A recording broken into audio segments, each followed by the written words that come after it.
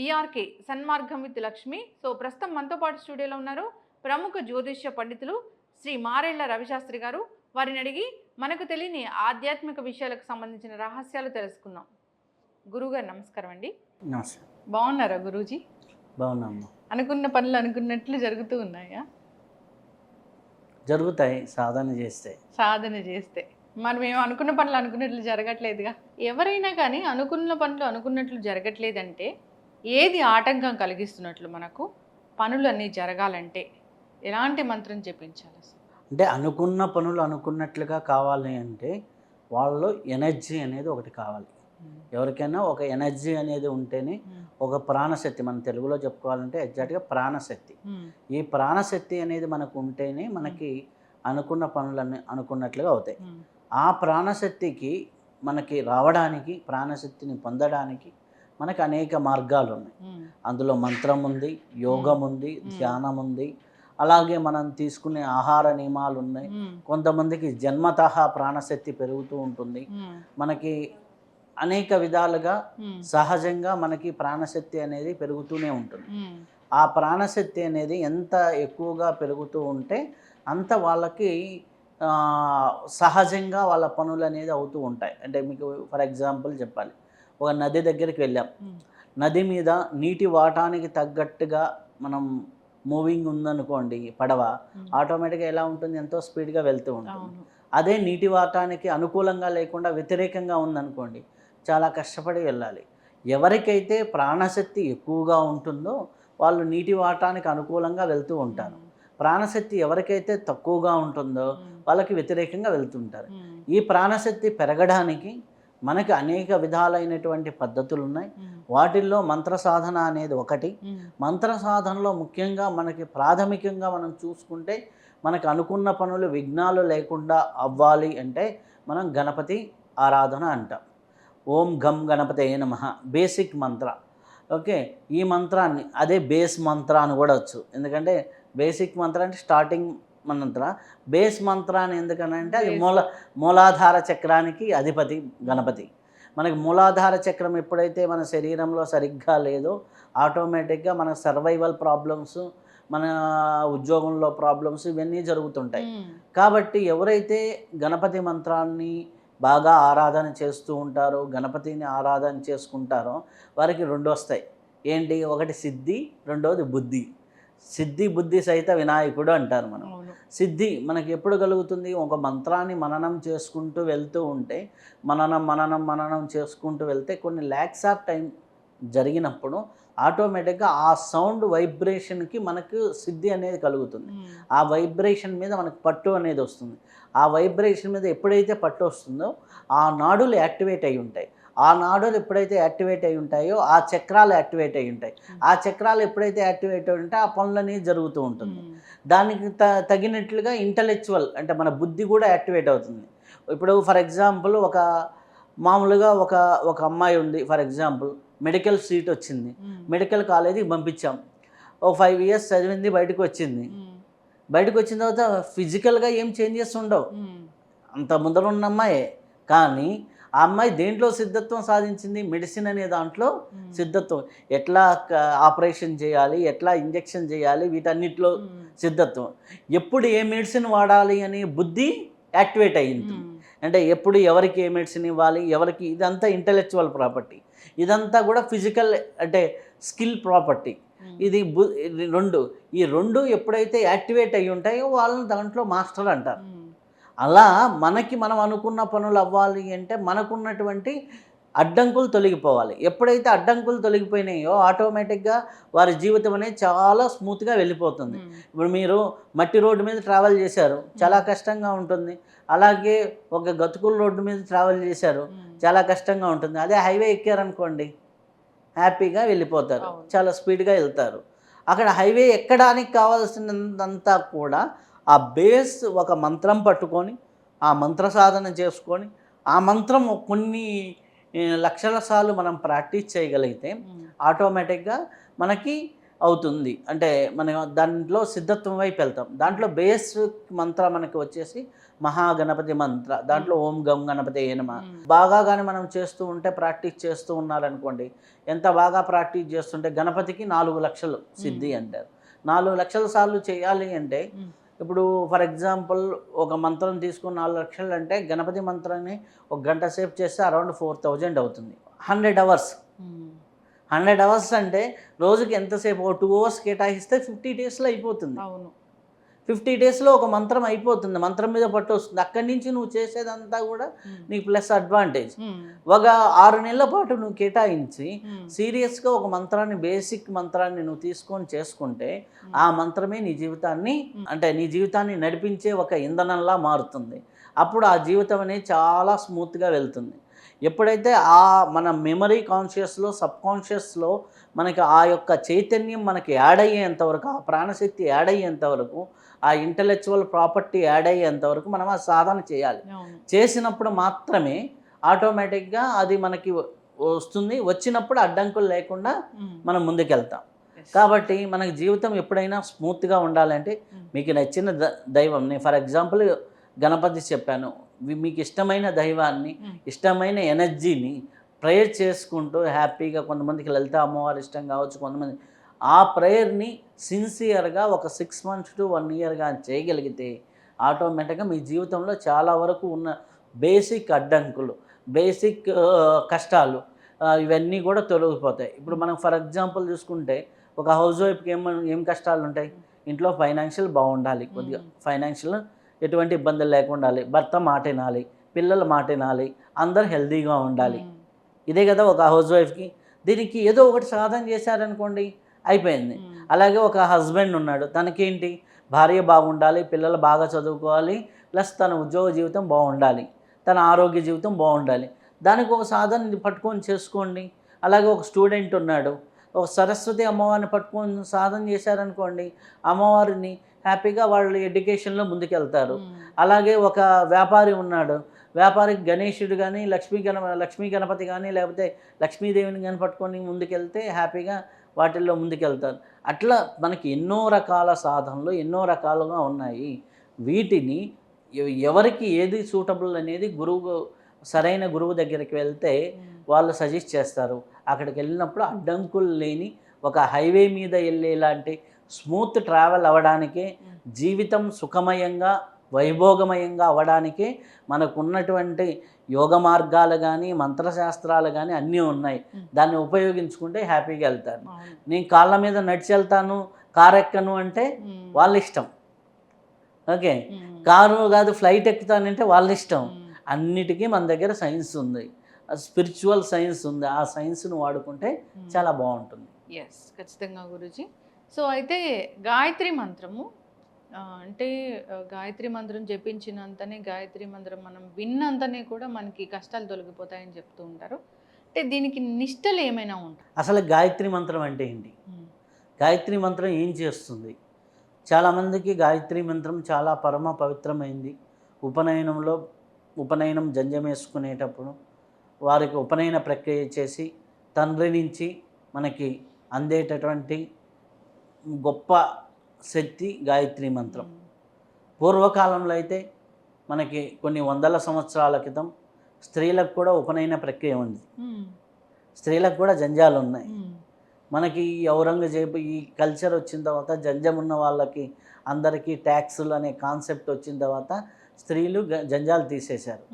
ఇప్పటికీ మీరు ఉత్తరాఖండ్ ఇటు ప్రదేశాలు, హరిద్వార్ ఇట్లాంటి ప్రదేశాలకు వెళ్తే ఆడవాళ్ళకి అందరికీ జంజాలు ఉంటాయి. ముఖ్యంగా గాయత్రి పరివార్లో పండిత శ్రీరామ శర్మ ఆచార్య గారు స్థాపించినటువంటి గాయత్రి పరివార్ ఇప్పుడు శాంతికుంజ్ హరిద్వార్లో ఉంది. వారి శిష్యులందరికీ ఆటోమేటిక్గా జంజం అనేది అమ్మాయిలకు కూడా ఉంటుంది. దానికి వాళ్ళకుండే స్పెషల్ నియమాలు, వాళ్ళకుండే మంత్లీ సైకిల్స్ని బట్టి సైకిల్స్ అయిపోయిన తర్వాత జంజం మార్చుకోవడాలు, ఇవన్నీ కొన్ని ప్రాసెస్ ఉన్నాయి. కానీ ఓవరాల్గా చూసుకుంటే అందరూ జంజం వేసుకునేవాళ్ళు ఒకప్పుడు. ఇప్పుడు ఏంటంటే ఓన్లీ జెంట్స్కే ఉపనయనాలు చేస్తున్నారు, లేడీస్కి ఉపనయనాలు మన సౌత్ ఇండియాలో చేయటం. అయితే గాయత్రి మంత్రం అనేది ముఖ్యంగా జెంట్సే చేయాలి అనేది మనకుంది. కానీ పండిత శ్రీరామ శర్మాచార్య గారు రాసినటువంటి వారి యొక్క గాయత్రి సాధన, గాయత్రి పరివారం మూల పుస్తకాలు 3 వాల్యూమ్స్ ఉంటాయి. వాటిల్లో ఎక్కడా కూడా మనకి గాయత్రి మహావిజ్ఞానం వాటి పేరు 1 పార్ట్ 1 పార్ట్ 2 దాంట్లో ఎన్నో కోట్స్ ఇస్తారనమాట. విశ్వామిత్రుడు, గర్గి, వీళ్ళందరూ ఋషులు అనమాట. వాళ్ళు స్త్రీలకు ఎట్లా చెప్పారు, ఎక్కడి నుంచి వచ్చింది అని, ఆడవాళ్ళు కూడా గాయత్రి చేయవచ్చు, దీనికి పెద్ద ఉంది. కాకపోతే ఇప్పుడు ఏంటంటే మనం టక్మని చెప్పినప్పుడు ఆడవాళ్ళు చేయొచ్చా, ఎందుకు చేయకూడదు, చేయొచ్చు చేయకూడదు, ఇవన్నీ కూడా చాలా కాంట్రవర్షియల్స్ అవుతాయి. అయితే గాయత్రి కానీ ఏ మంత్రం కానీ చేయాలి అనుకుంటే వాళ్ళు ప్రాతకాలాన్ని స్నానం చేసి శుచిగా ఉండి, మనం చేసుకునే ప్రదేశం అంతా కూడా నీట్గా ఉంటూ, కొద్దిగా నీట్గా ఉంటూ, వీలైనంత వరకు ప్రశాంతంగా ఉండి, ఎటువంటి సౌండ్స్ లేని పరిస్థితుల్లో, ఎటువంటి సౌండ్స్ కానీ డిస్టర్బెన్సెస్ కానీ లేకుండా ఉన్న ప్రదేశాలు చూసుకొని సాధన చేసుకుంటే చాలా మంచిది. దాంట్లో మనకి ఇంట్లో కూర్చొని సాధన చేసుకుంటే ఒక ఫలితమని, అలాగే కొద్దిగా దైవస్థానాలు టెంపుల్స్లో కూర్చొని సాధన చేస్తే ఒక ఫలితం ఉంది. అలాగే మనకి బయట నదీ ప్రాంతాల్లో కూర్చొని చేయటం ఒకటి, తీర్థ ప్రదేశాల్లో కూర్చొని చేసే ఒకటి, అలాగే మనకి సముద్ర తీరంలో కూర్చుంటే ఇంకా ఫలితాలు అంటే దాని పర్సంటేజ్లు పెరుగుతూ వెళ్తాయి. సో ఎక్కడ కూర్చున్నా ప్రశాంతంగా కూర్చొని సాధన చేసుకుంటూ ఉంటే మనకి గాయత్రి మంత్రం ఉంటుంది. గాయత్రి మంత్రం చేస్తే ఏమవుతుంది, మన బుద్ధి ప్రచోదనం అవుతుంది. ఈ బుద్ధి అంటే మనకి ఇంటలెక్చువల్, అంటే మన కాన్షియస్నెస్ చైతన్యం పెరుగుతూ ఉంటుంది. ఎప్పుడైతే చైతన్యం పెరుగుతూ ఉంటుందో, బాగా ఎక్కువగా చైతన్యం పెరుగుతూ ఉంటే, ఆ చైతన్యం వల్ల ఏం జరుగుతుంది అంటే, ఇతను రోజు రోజుకి ఫస్ట్ డే గాయత్రి మంత్రం చేసినప్పుడు వాళ్ళకి అంత తేడా తెలియదు, సెకండ్ డే తెలియదు, ఒక 6 నెలల తర్వాత ఆటోమేటిక్గా పక్కన వాళ్ళు గుర్తిస్తారు. ఆ గుర్తించడం అనేది తెలియకుండానే జరుగుతూ ఉంటుంది. ఒక ఎట్లా అంటే వాళ్ళు మాట్లాడే మాట తీరు మారుతుంది, వాళ్ళ మాటల్లో స్పష్టత, ఆలోచనలో స్పష్టత, ఇవన్నీ మారుతూ ఉంటాయి. వాళ్ళు ఏదైనా చేసేటప్పుడు ఇక్కడ ఓకే ఇది చేస్తే తప్పేమో అని ఒక సిక్స్త్ సెన్స్ వాళ్ళకి పనిచేస్తూ ఉంటుంది. కాబట్టి అవన్నీ కూడా మనం చూసుకుంటే గాయత్రి మంత్రం చేసేటప్పుడు ఇవన్నీ కూడా యాక్టివేట్ అవుతూ ఉంటాయి. మొదటి రోజే ఏది రాదు, కానీ క్రమేపీ సాధన చేసుకుంటూ వెళ్తూ ఉంటే చాలా సత్ఫలితాలు రావటం అనేది గాయత్రి సాధనలో మనం చూడొచ్చు. అంటే ఎవరైనా చేయొచ్చా గురుజీ? ఏజ్తో సంబంధం ఉంటుందా? అంటే సాధారణంగా నామజపంలాగా ఎవరైనా చేయొచ్చు హ్యాపీగా. అమ్మాయిలు చేయొచ్చు, అబ్బాయిలు చేయొచ్చు, పెద్దవాళ్ళు చేయొచ్చు, పిల్లలు చేయొచ్చు. ఇదంతా కూడా ఎవరు చేసినా కానీ వాళ్ళకి ఏంటి అంటే ఒక ఆరా ప్రొడక్షన్. మననాత్రాయతే ఇది మంత్ర, శరీరాన్ని రక్షించేది ఒక మంత్రం, అంటే ఒక రక్షణ కవచంలాగా ఈ మంత్రం అనేది హెల్ప్ అవుతూ ఉంటుంది. ఎప్పుడైతే ఆ రక్షణ కవచం అనేది మనకి ఎప్పుడైనా సరే మనకి ఇబ్బందులు జరుగుతున్నప్పుడు మనకి రక్షణ కలుగుతూ ఉంటుంది. మీకు దీంట్లో నాకు ఒక ఎగ్జాంపుల్ మీకు చెప్తాను. ఒక ఆయన కారులో వెళ్తూ ఉన్నారు, ఆయన మంచి ఉపాసకులు, బాగా చేస్తూ ఉంటే ఎవరో ఉన్నట్టుండి ఏదో బాగలేదు, ఏదో అనీజీగా అనిపించి కారు ఆపమన్నారు. అంటే ఈయన స్లో ఆపమంటే డ్రైవర్ స్లో చేశాడు ఆపడానికి. ఈ లోపల వేరే కారు పక్క నుంచి వెళ్ళింది, ఆ కారు పోయేసి ముందర ఉన్నటువంటి ఒక లారీలో నుంచి ఈ గడ్డి ఉంటుంది కదా మనకి, వరి గడ్డి, ఆ తాడు తెగి కింద పడింది గడ్డి. ఇది పోయేసి దాంట్లో కొట్టుకొని బోల్తా పడింది. పెద్దగా డ్యామేజ్ ఏం కాలేదు. ఈయనకి ఒక సెన్స్ పనిచేసి ఎందుకో స్లో అవ్వాలనిపించింది, స్లో అవ్వాలనిపించింది. ఈయన స్లో అయ్యారు, పక్కన కారు ముందుకు వెళ్ళిపోయింది. ఆ లారీలో నుంచి ఏం లేదు, పెద్ద అదే అక్కడ వరిగడ్డి ఉంది కాబట్టి కారు ఏమైంది, ఉరక స్కిట్ అయ్యి రౌండ్ కొట్టేసి ఆగిపోయింది. కొద్దిగా చిన్నవి జరిగాయి. కానీ అదే వేరే మెటీరియల్ ఏంటే పెద్ద డ్యామేజ్. ఇలా మన సెన్స్ అనేది పనిచేస్తూ ఉంటుంది. ఎక్కడన్నా ఏదన్నా ఉంది, ఇబ్బంది జరిగేటట్టుంది, ఒక 5 నిమిషాలు ఆగేద్దాంలే అనిపిస్తుంది.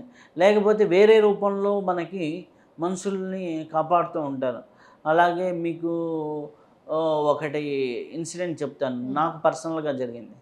కేదార్నాథ్ వెళ్ళినప్పుడు, కేదార్నాథ్లో నేను ఒక 1 వీక్ ఉన్నాను. 1 వీక్ ఉన్న తర్వాత హ్యాపీగా ఉన్నాను. ఒకరోజు ఉదయాన్నే వర్షం స్టార్ట్ అయింది. స్టార్ట్ అయితే ఎందుకో తెలియకుండా ఆర్మీ వాళ్ళని పోయి అడిగా, న్యూస్ ఏంటి, వెదర్ రిపోర్ట్ ఏంటి, ఎన్ని రోజులు ఉంటుందని. అంటే వాళ్ళు అన్నారు 3-4 డేస్ ఉండొచ్చు వర్షము, అంటే పైకి ఫుడ్ అది సప్లై ఉంటుందంటే కొద్దిగా కష్టమేను అని చెప్పారు. ఎందుకైనా మంచిదని మరుసటి రోజు మార్నింగ్ బయలుదేరితే పైనుంచి గుర్రాలు లేవు, హెలికాప్టర్ బై వాక్ నడుచుకుంటూ వచ్చాం. కిందకి వచ్చిన తర్వాత ట్విస్ట్ ఏంటంటే మేము కిందకి వచ్చాం, మేము వచ్చిన తర్వాత ఒక 15 మంది 20 మంది వచ్చారు. గేట్ క్లోజ్, కేదార్నాథ్ మొత్తం క్లోజ్ చేసేసారు. పైన వర్షం ఎక్కువ అయిపోయింది. సో అప్పటికి అలా అనిపించి మనం చేస్తాం. అవును, చేసింది ఎలా అంటే మన సాధనా బలం మనకి ఆ టయానికి బలంగా అది బలంగా అనిపించి అలా మనకి చేయిస్తుంది. అది ధ్యానం కావచ్చు, మంత్రం కావచ్చు, ఏదైనా కావచ్చు. నువ్వు చేసే సాధన నీ యొక్క హయ్యర్ కాన్షియస్నెస్, ఉన్నత చైతన్యం అనేది ఎప్పుడు కూడా మిమ్మల్ని ఇటువైపుకి డైవర్ట్ చేస్తూ ఉంటుంది. నడుచుకుంటూ వచ్చాము, దాదాపులో 14 కిలోమీటర్ గౌరీకుండ, అక్కడి నుంచి సోనప్రయాగ్ 6 కిలోమీటర్స్, 14+6 అక్కడి నుంచి పార్కింగ్ ప్లేస్కి 2, అంటే దాదాపులో వచ్చేసరికి మీకు 22-23 కిలోమీటర్స్ బై వాక్ వచ్చేసారు. వెహికల్ ఎక్కేసరికి హెలికాప్టర్ లేవు, క్లైమేట్ చేంజ్ అయింది, అన్ని మేఘాలు, పైన మంచు కుదుస్తుంది, పైన వర్షం పడుతుంది. మంచు వర్షం కాంబినేషన్ అంటే చాలా డేంజర్. ఎందుకంటే మనకి ఏదన్నా మెడిసిన్ కావాలన్నా చాలా కష్టంగా ఉంటుంది. హ్యాపీగా మనకి ఇట్లాంటి సిస్టెన్స్ అనేది మన సాధనలో ఎప్పుడు మనకి హెల్ప్ చేస్తూ ఉంటుంది. అంటే అందుకే దైవారాధన అనేది ఖచ్చితంగా చేయాలి. ఎస్. అయితే గురూజీ, ఇప్పుడు చాలామంది గత జన్మ రహస్యం తెలుసుకోవాలి, గత జన్మలో నేను ఎవరో తెలుసుకోవాలి అంటారు. కొందరికైతే అప్పుడప్పుడు ఇది ఎప్పుడు జరిగిందిలే అనిపిస్తూ ఉంటుంది. అది గత జన్మ తాలూకు వచ్చిన జ్ఞాపకమేనా? ఆ రహస్యం మనం ఏమైనా తెలుసుకోవచ్చా? గత జన్మలు తెలుసుకోవటం వల్ల ఇది క్రేజీగా అయిపోయింది, కానీ గత జన్మలు తెలుసుకోవడానికి అనేక పద్ధతులు ఉన్నాయి. మనకి సర్వసాధారణంగా ఇప్పుడు మీరు చెప్పినట్లే కొన్ని ప్రదేశాలకు వెళ్ళినప్పుడు ఆల్రెడీ మనకు చూసామని, ఆల్రెడీ ఈ ప్లేసులకు వచ్చామని అనేసి అనిపిస్తూ ఉంటుంది.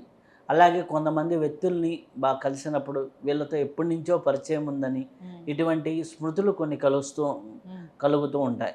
అలాగే గత జన్మల మీద రీసెర్చ్ చాలా బాగా జరుగుతుంది. ఇప్పుడు మనకి రీసెంట్ డేస్లో మనకి చెప్పాలి అంటే కల్పనా చావ్లా గారు మళ్ళీ రీబోర్న్ అయ్యారు అనేసి ఒక న్యూస్, మనకి చిన్న పాపగా మళ్ళీ ఒక 5-6 ఏళ్ళ పాప ఆమె చేసిన యాక్టివిటీస్ అన్నిటినీ గురించి చెప్తుంది అనేసి నేను కూడా మొన్న రీసెంట్గా ఏదో వీడియోలో కూడా చూశాను. అలా చాలామందికి గత జన్మ స్మృతులు అనేది రావడం అనేది జరుగుతుంది. అయితే ఇది అవసరమా లేదా, తెలుసుకోవడం అవసరమా లేదా అంటే తెలుసుకోవడానికి అనేక పద్ధతులు ఉన్నాయి. మనం జాతకం చూసినప్పుడు మన జ్యోతిష్య శాస్త్రంలో మనకి కర్మ ఎక్కడి నుంచి వచ్చింది, పూర్వజన్మ కర్మ, ఈ కర్మని ఎట్లా మనకి క్లీన్ చేసుకోవాలి, మనం ఏం చేస్తే ఈ జన్మలో పుట్టామనేది జ్యోతిష శాస్త్రం ప్రకారం తెలుసుకోవచ్చు. ఇప్పుడు నీకు ఇక్కడ ఫర్ ఎగ్జాంపుల్ ఇక్కడ భార్యాభర్తల మీద గొడవ జరుగుతుంది, వాళ్ళకి శుక్రుడు బాగుండడు. శుక్రుడు బాగుండడు అంటే ఓకేనా, శుక్రుడు బాగుండడు అంటే ఆ శుక్రుడు పోవటం అనేది రీజన్ ఏంటి అంటే వాళ్ళకి పూర్వజన్మలో కానీ ఎక్కడో ఒక చోట ఏదో ఒక ఫ్యామిలీలో వాళ్ళు డిస్టర్బ్ చేసి ఉంటారు. ఆ డిస్టర్బ్ చేసిన ఇండికేషన్ ఇక్కడ శుక్రుడు రూపంలో చూపిస్తుంది. అదే స్త్రీ తాలూకు కర్మ అంటారు. మనం ఏంటి స్త్రీ కర్మ ఉందయా అంటాం. లేకపోతే వాళ్ళకి ఎంత చేసినా సుఖం అనేది ఉండదు. శుక్రుడు సుఖానికి ఇండికేషన్, సుఖ సౌఖ్యాలకు ఇండికేషన్. వాళ్ళకి ఎంజాయ్మెంట్ ఉండదు, ఎంటర్టైన్మెంట్ ఉండదు. ఏదైనా సినిమాకి వెళ్దాం అనుకుంటే ఆ రోజే బాస్ ఫోన్ చేస్తాడు, లేకపోతే ఎక్కడికో ట్రిప్ వెళ్ళాలనుకుంటారు ఆ రోజే ఉండరు, టయానికి తినలేరు, టయానికి నిద్రపోలేరు. ఇదంతా శుక్రుడు ప్రాపర్టీ. ఇదేమవుతుంది, ఎవరికో ఏదో ఒక జన్మలో వాళ్ళు కావాల్సిన సుఖాన్ని, అంటే వాళ్ళ దగ్గర పనిచేసే వ్యక్తికో లేకపోతే వాళ్ళ సిస్టర్కో ఎవరికో ఒకరికి, వాళ్ళ రిలేషన్స్ ఎవరికో ఒకరికి వాళ్ళ జీవితాల్లో సుఖాన్ని తీసేస్తే ఇక్కడ వీళ్ళ జీవితంలో సుఖం ఉండదు. అలాగే ఒక బుధగ్రహం ఉంది, ఈ బుధగ్రహం బాగాలేకపోతే వీళ్ళకి లెక్కలు రావు, సరిగ్గా జ్ఞానం ఉండదు, ఎక్కువ లాజికల్ మైండ్ పనిచేయదు, ఇటువంటి పరిస్థితులు ఉంటాయి. ఎప్పుడైతే ఇటువంటి పరిస్థితులు బాగా కనిపిస్తూ ఉన్నాయో వాళ్ళకేంటి, పూర్వజన్మలో ఎవరో ఒకరు ఎడ్యుకేషన్ని దూరం చేశారు. సో వాళ్ళకి ఇక్కడ రెమెడీ ఏంటి అంటే వాళ్ళు రైట్గా కానీ ఇప్పుడు కలిశారనుకోండి, మనము వాళ్ళ పూర్వజన్మలో ఎడ్యుకేషన్ని దూరం చేశారు కాబట్టి ఇక్కడ మనం ఏం చెప్పాలి, ఒక ఒక 20 మందికో 30 మందికో కొద్దిగా నోట్బుక్లు ఇమ్మనో దానం చేయమనో ఇట్లాంటివి చెప్తూ ఉంటే ఆటోమేటిక్గా అది అంటే ఆ కర్మ కొంతవరకు అంటే దానికి రివర్స్ కర్మ చేయడం వల్ల అవుతుంది. అలాగే శుక్రుడు వాడికి సుఖమే లేదు, సుఖము లేదన్నప్పుడు చిన్నపిల్లలకు చాక్లెట్లు ఇవ్వడం, ఆడపిల్లలకు వస్త్రదానం చేయడం ఇట్లాంటివి చేస్తే ఒక ఆడపిల్ల ద్వారా వచ్చిన కర్మ నలుగురు ఆడపిల్లలకి దానం చేస్తే పోతుంది. ఇప్పుడు కుజదోషం ఉంది, ఎవడో పెళ్లి జీవితంలో ఏళ్ళు పెడితేనే ఇక్కడ కుజదోషం అనేది వస్తుంది. ఎవడో వైఫ్ అండ్ హస్బెండ్ మధ్య అక్కడ జీవితంలో డిస్టర్బ్ చేస్తేనే ఇక్కడ కుజదోషం వస్తుంది. ఎవడో ఇంకా అట్లానే ఉంది, ఏదో దేవస్థానం సొమ్మును లేకపోతే ఏదో ఒక గురువును ఇబ్బంది పెడితేనే ఇక్కడ గురు దోషంగా వస్తుంది. అలాగే ఎవరో పని వాళ్ళని బాగా ఏడిపించుగా తిని పని వాళ్ళకి సరిగ్గా డబ్బులు ఇవ్వకుండా ఫుడ్ పెట్టకుండా ఉంటే వాడికి శని దోషం కింద వచ్చి కూర్చుంటాడు. దోషాలు నువ్వు పుట్టుకతో రావు, నువ్వు చేసిన దాంతో వస్తాయి. ఏళ్ళనాటి శని వచ్చిందనుకోండి, అబ్బా శని వచ్చింది, శని కర్మఫల దాత. నువ్వు చదివిన దానికి మార్కులు ఇవ్వడానికి వచ్చాడు ఆయన.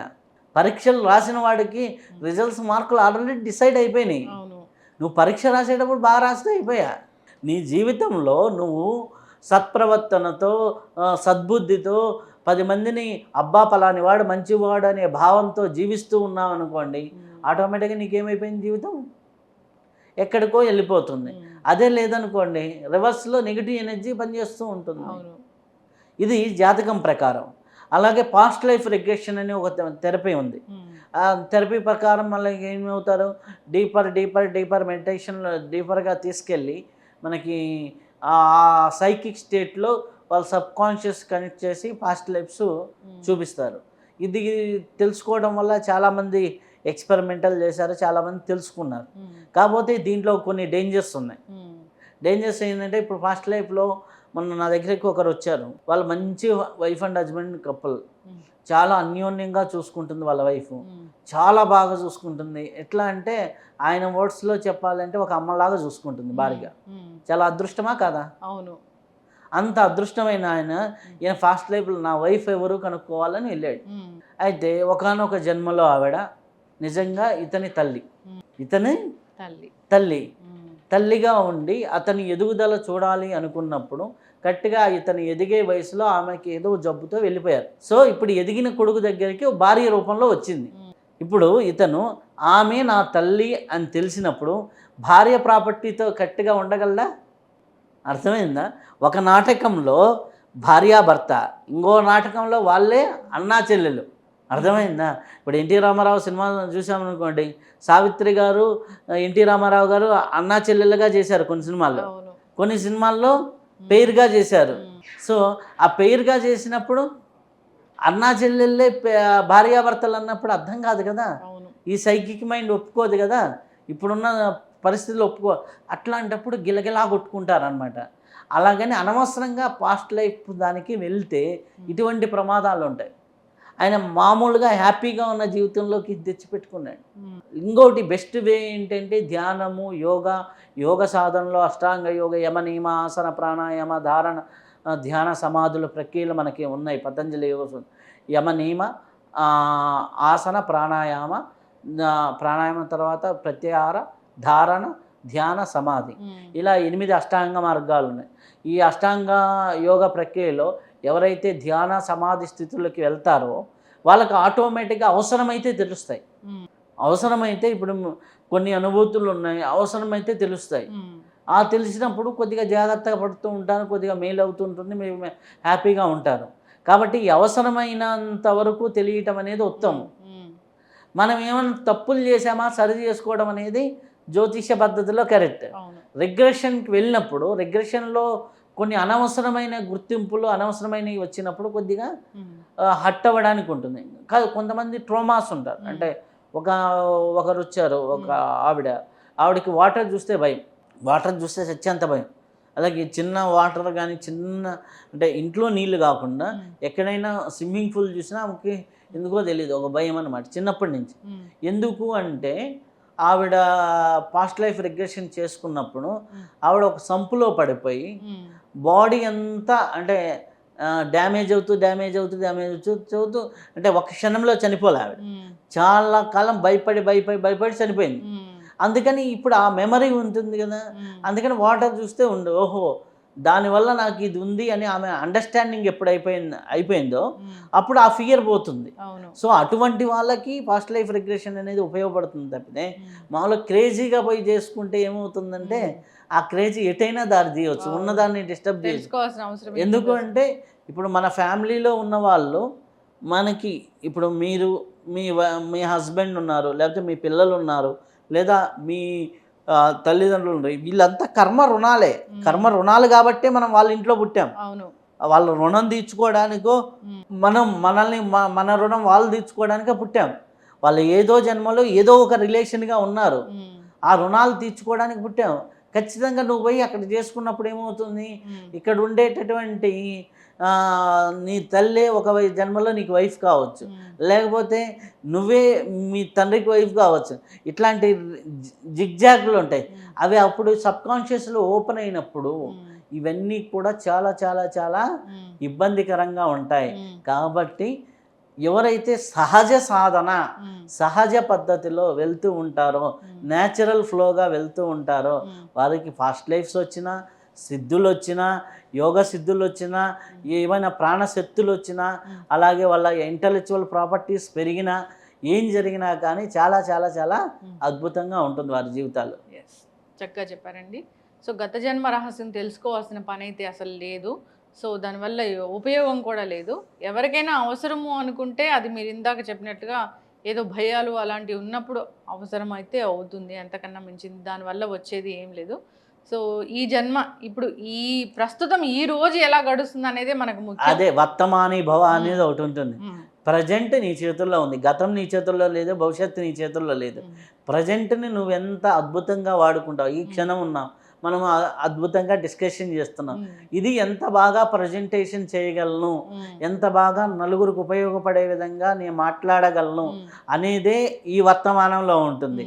ఇది వినేవాడు ఈ క్షణంలో ఎంత బాగా వినగలను, ఇది వింటూ ఇది చూస్తూ కాకుండా ఇది ఈ క్షణంలో ఎంత బాగా వినగలను, దీనివల్ల నాకేమైనా ఉపయోగం ఉందా, ఆ ఉపయోగాన్ని మనం క్రియేట్ చేసినప్పుడు, మనం చెప్పింది వాళ్ళకు ఉపయోగపడ్డప్పుడు విన్నవాడికి ఆనందమే, మనకు ఆనందమే. మనం ఉపయోగపడేటట్టు చేయటం అనేది ఈ క్షణంలో మన చేతుల్లో ఉంది. అది తప్ప మిగిలింది ఏది మన చేతుల్లో లేదు. సింపుల్, నీ చేతుల్లో లేని దాని గురించి నువ్వు ఆలోచించడం అనవసరం. నువ్వు దాని గురించి ఆలోచించి మార్చగలిగితే మార్చలేకపోతే అసలు ఆలోచించడం మానేయి. సింపుల్, జీవితంలో ఈ లాజిక్ పాటిస్తే అద్భుతంగా ఉంటుంది. నువ్వు మార్చాలి ఇప్పుడు కొంతమంది ఉంటారు, ఎవరెవరి గురించో ఆలోచిస్తూ ఉంటారు, ఏదేదో ఆలోచిస్తుంటారు. దాన్ని నువ్వు మార్చగలవా? మార్చలేనప్పుడు ఆలోచించకు. లోకా సమస్త సుఖినో భవంతు, సర్వే జన సుఖినో భవంతు అని అనుకొని వదిలేసేయి. అంతే. చక్కగా చెప్పారు గురూజీ. సిరీస్ అనేది కంటిన్యూ చేద్దాం. తెలుసుకోవాల్సిన విషయాలు చాలానే ఉన్నాయి. మా కోసం మీ విలువైన టైం వెచ్చించి వచ్చినందుకు ధన్యవాదాలండి. ధన్యవాదాలు. Thank you.